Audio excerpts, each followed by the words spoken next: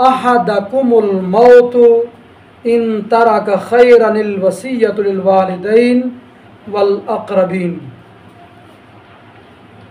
कि जब तुम में से किसी को मौत आए, अगर माल छोड़ा है तो वालिदैन और दीगर अक़रबा के लिए वसीयत करे, और ये वसीयत करना तुम पर फ़र्ज़ है। जिस वक़्त आयत मीरास यूसिकुमुल्लाहु फ़ी औलादिकुम लिज़्ज़करी मिस्लु हज़्ज़िल उन्सयैन नाज़िल हुई तो वसीयत की फ़र्ज़ियत व वजूब मनसूख हो गया। अब वसीयत करना मुस्तहब जायज़ है, लेकिन वालिदैन के लिए और उन करीबी रिश्तेदारों के लिए वसीयत जायज़ नहीं, जिनके लिए शरीयत मुत्तहरा ने मैयत के तरका में से हिस्सा मुकर्रर फरमाकर उन्हें अता किया।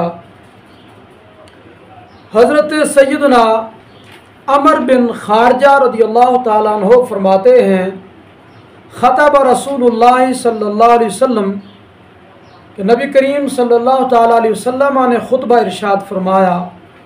फ़क़ाला, तो हुजूर ने इरशाद फरमाया उस खुतबे में, इन्नल्लाह क़द आता कुल्ल ज़ी हक़्क़िन हक़्क़हु, कि अल्लाह तबारक व तआला ने हर हक वाले को उसका हक अता किया।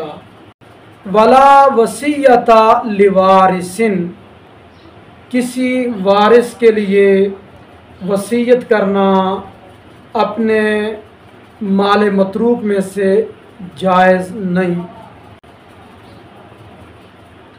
यहाँ पर एक मसला याद रखिए कि वसीयत वारिस के लिए जब जायज़ नहीं, अगर बिलफ़र्ज़ कोई शख्स अपने किसी वारिस के लिए वसीयत कर जाता है कि मेरे माल में से इतनी मिक़दार फ़लाँ वारिस को देना है, तो इसका निफाज होगा या नहीं। तो इस सिलसिला में याद रखिए,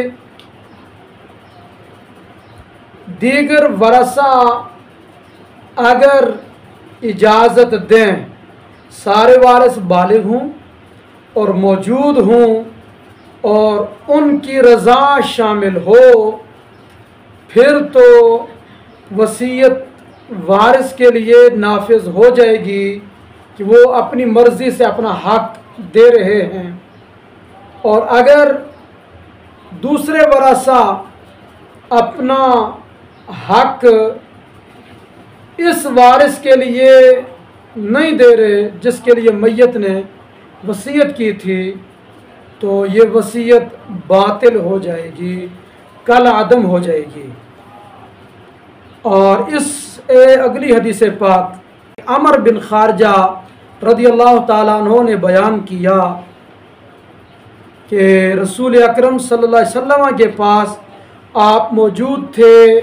नबी अलैहिस्सलाम ने लोगों को खुतबा दिया अला राहिलतिही, अपनी सवारी पर बैठकर, और आपकी सवारी ऊँटनी थी और वो जुगाली कर रही थी।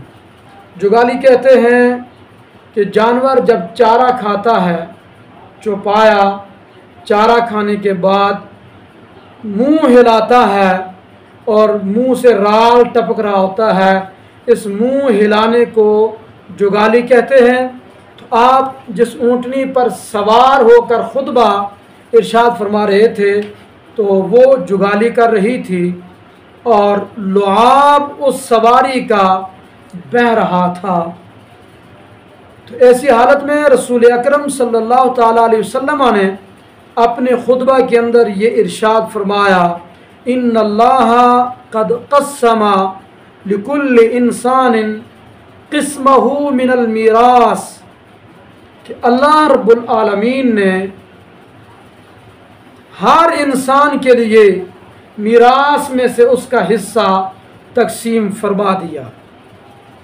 تو میراث اور ترکہ میں تقسیم خود رب ذوالجلال نے فرما کر ہر وارث کو اس کا حق عطا کر دیا۔ فلا یجوز لوارث وصیۃ، فرمایا کسی بھی وارث کے لیے وصیت کرنا جائز نہیں۔ اس سے معلوم ہوا میت کا ترکہ جو ہے اس کا مالک اس کے وارثوں کو شریعت نے بنایا، تو یہ ملکیت اضطراری ہے، بندہ اپنے اختیار سے اپنے مورث کی جائیداد کا وارث نہیں بنتا، یہ ملکیت اضطراری ہے، بندے کے اس میں کوئی اختیار نہیں۔ لہذا یہ یاد رکھیے، اگر کوئی وارث میراث میں سے اپنے حصے پر قبضہ کرنے سے پہلے کسی کو گفٹ کرنا چاہے، تحفہ اور ہدیہ کرنا چاہے تو نہیں کر سکتا جب تک کہ اس پر قبضہ نہیں کرتا۔ بغیر قبضہ کے آگے تصرف نہیں کر سکتا۔ ہاں، جب قبضہ کر لیا اپنے حصے پر، قبضہ کرنے کے بعد وہ جو چاہے تصرف کر سکتا ہے، اپنے تصرف میں بھی لا سکتا ہے، صدقہ بھی کر سکتا ہے اور ہبہ بھی کر سکتا ہے، ہر طرح کی بعد میں اجازت۔ اور اگلی حدیث بھی حضرت عمر بن خارجہ رضی اللہ تعالیٰ عنہ سے مروی، فرماتے ہیں رسول اللہ صلی اللہ علیہ وسلم نے ارشاد فرمایا، ان اللہ عز اسمہ قد آتا کل ذی حق حقہ ولا وصیۃ لوارث، کہ اللہ عز اسمہ نے ہر وارث کو، ہر حق والے کو اس کا حق عطا کر دیا۔ لہذا جب وارث کو اس کا حق مل گیا، اب مورث اپنی مرضی سے کسی وارث کو اضافی کچھ بھی نہیں دے سکتا، وارث کے لیے وصیت کرنے کی اجازت نہیں ہے۔ یہاں پر ایک یاد رکھیے مسئلہ، ایک شخص کے دو بیٹے تھے، دونوں صاحب اولاد۔ اب ایک بیٹا فوت ہوا، دوسرا زندہ ہے۔ اب باپ فوت ہو جاتا ہے، باپ کے فوت ہونے کی صورت میں چونکہ ایک بیٹا ہے اور دونوں بیٹوں کی اولاد ہے، دونوں بیٹوں کی اولاد جو پوتا پوتی ہیں وہ اس ایک بیٹے کی موجودگی میں وارث نہیں، کیونکہ اقرب کے ہوتے ہوئے ابعد کو وراثت نہیں ملتی۔